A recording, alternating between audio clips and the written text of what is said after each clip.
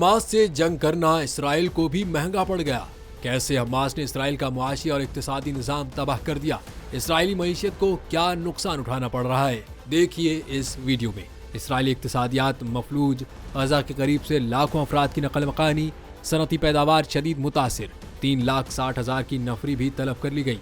Israel की गजा पर जंग के मुआशी असरात सामने आना शुरू हो गए हैं और इसराइल को इसकी भारी कीमत चुकाना पड़ रही है। इसराइली मुआशी माहिरीन के मुताबिक जंग के सबब इसराइली मईशत को यौमिया 26 करोड़ डॉलर का नुकसान हो रहा है और इस जंग की वजह से मईशत को 50 अरब डॉलर का नुकसान हो सकता है। इसराइल की करेंसी शैकिल 2012 के बाद कम तरीन सतह पर आ चुकी है।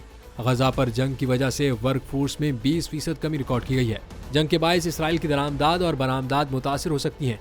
इसके अलावा तामीराती शोबा भी मुकम्मल तौर पर बंद हो चुका है।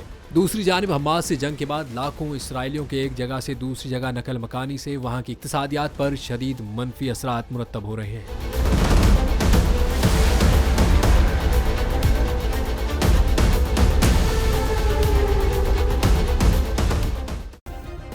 सब्सक्राइब करें और बेल दबाएं ताकि कोई खबर रह न जाए।